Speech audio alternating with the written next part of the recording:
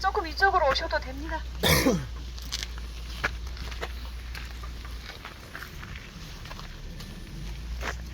자, 여기 그 중록원의 조성 배경 좀 말씀드리고요.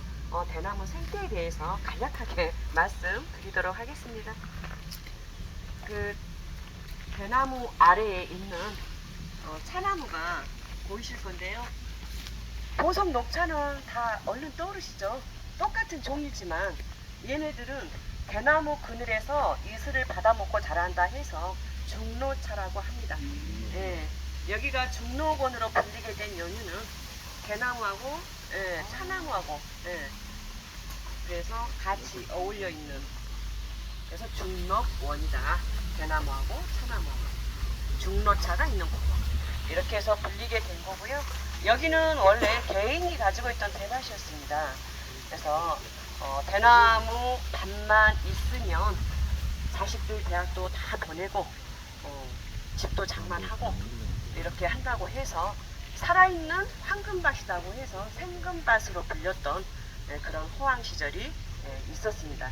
지금 담양의 인구가 5만이 안 되는데요. 80년대 이전까지만 해도 10집에 7집은 거의 다 죽제품을 했다고 생각하시면 되겠습니다. 근데 지금은 어떨까요? 죽하면 죽 먹는다 그러죠. 네. 점점 그 많은 장인들의 손길이 지금 끊어지고 있는 현실이 조금 안타깝기는 합니다만 힘들잖아요. 대나무는 보통 나무하고 달라서 딱딱 잘라지는 게 아니잖아요. 피거나 감거나 이렇게 쪼개고 해서 엮어야 되는 그런 특징이 있고요. 옛 말에 의하면 남녀가 같이 배를 다룬다. 남자가 다루는 부분이 있고 또 여자가 다루는 부분이 있고, 그래서 한 집에 한 사람만 시작해도 온 가족이 할 수밖에 없습니다. 자, 이 대나무는요, 보시면 올 봄에 올라온 대나무입니다. 우리가 대나무 하지만 대나무라고 불릴 수 있는 종류는 딱 3가지밖에 없어요. 왕대, 소음대, 맹종죽. 이 세 종류는 키가 10m 이상 되고 죽순을 먹을 수 있는 종류입니다. 우리나라 약 60종류고요. 세계적으로는 1250여 종이라고 알려져 있으나 수천 종에 달한다고 합니다. 뭐 3,000종, 4,000종 계속 변이종이 나오고 있기 때문에 일단은 기록상으로는 1250여 종. 우리나라 60종인데 대나무 고장 담양에는 얼마나 있을지 우리 선생님들 한번 알아맞혀 보시겠어요? 중록원만 해서 약 8종류가 있습니다. 그러면 얼마나 있을까요? 아이, 너무 머리 아프시겠다. 날 더운데. 그냥 우리 담양은, 여기는 중록원 대소길이잖아요. 한국대나무박물관 뒤쪽 편에 가시면 약 140여 종이 식재되어 있습니다. 죽순이 올라올 때 가늘게 올라오면 가는 대나무가 되는 곳이고, 죽순이 굵으면 굵은 대나무로 그대로 생장을 하는데요. 10m 이상 크는 기간은 30일이면 충분합니다.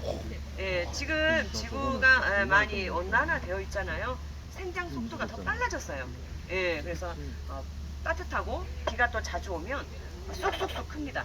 아침에 갈 때하고 저녁에 갈 때하고 크기 차이가 벌써 또 다르거든요. 그래서 죽순이 올라올 때는 모자를 걸어두지 말아라. 지나가다가 좀 볼일이 급해서 모자 좀 걸어놓고 볼일 보고 잡으려고 했더니 손이 안 닿더라. 최고 1m까지 컸다는 기록이 있고요. 올 봄에 올라온 죽순들은요, 이렇게 제일 밑에 껍질을 1년 동안 붙이고 있어요. 내년 이맘때쯤 오셔도 이 껍질은 붙이고 있거든요. 우리는 1년생이라는 것을 알려주고 있고요. 그럼 3년 정도까지만 돼도 대나무는 베어서 쓰기가 딱 적당합니다. 키는 한 달 만에 크지만 속이 여물어져 가는 과정은 3년 정도 걸리거든요. 그래서 이제 어떤 분들이 그러세요. 얘들은 그러면 1년생인데 얘네들은 얼마나 됐어요? 그러면 이제 제가 지금은 얘요? 딱 보니까 한 6년 된 것 같은데요. 그러다가 한 2시간 있다 와서 얘요? 8년이나 됐겠죠. 해도 확인할 길이 거의 잘 모릅니다. 그래서 대나무는 연도별로 식별을 하려면 정확하게 기록하는 수밖에 없고요. 정확하게 1년석은 구분이 되죠. 3년까지는 색깔이 그래도 초록색을 띠고 있습니다. 3년이 넘어가면서부터는 이제 노하기에 접어요. 그래서 7년이 넘어가면 벌써 색깔이 노릇스름하고요. 쓸 데가 없어요. 그냥 보는 거지. 안 되고 그냥 놔두면 18년에서 20년 정도까지는 살아있다고 합니다. 그래서 대나무가 갖고 있는 특징이 딱 세 가지로 함축을 해봤는데요. 하나는 번식력입니다. 우후죽순, 해마다 봄이 되면 죽순이 여기저기서 올라오죠. 그래서 번식력이 첫 번째. 그리고 한 달 만에 크는 나무가 어딨겠습니까? 그런데 대나무는 20일도 좋고 한 달 만에도 자라기 때문에 생장력이 두 번째 특징. 우리 좀 전에 갔다 오셨던 전망대 이름 혹시 기억하세요? 아, 기억하시는군요. 예. 자, 대나무에 꽃이 핀다고 하지요. 80년설이 있고 100년설이 있는데, 대나무에 꽃이 피고 나서 열매가 열리면 그 열매를 먹는 새가 있다고 합니다.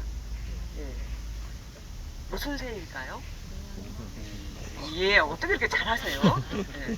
봉황이라는 이 상상의 새는 꼭 대나무 열매만 먹고요. 꼭 오동나무에만 내려앉는다고 하잖아요. 예. 그래서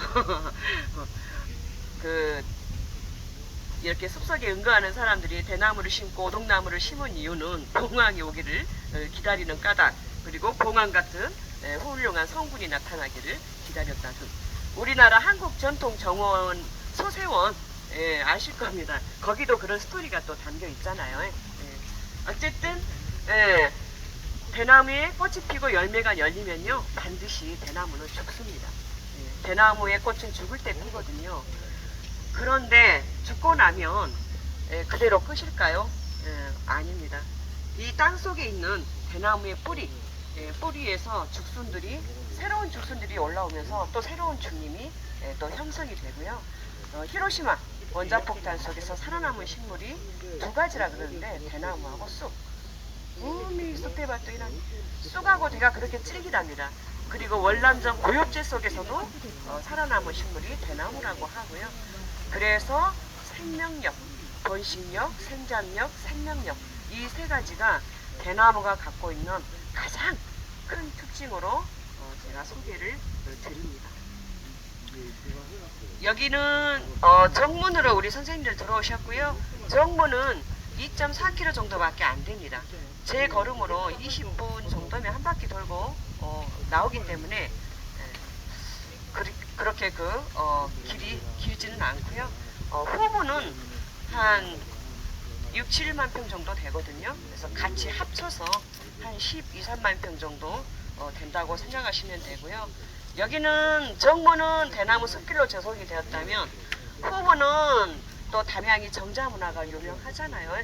그래서 실제로 다 있지만 이 한 곳에 밀집해서 재현을 해놨습니다. 그래서 담양의 유명한 정자들을 재현을 해서 거기서 주말에 체험할 수 있게끔 만든, 그리고 한옥 민박집을 해놨고요.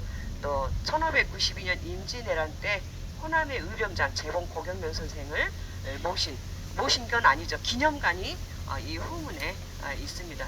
이렇게 해서 총 중록원 정문과 후문 이렇게 함께 보시는 코스입니다. 이동하겠습니다.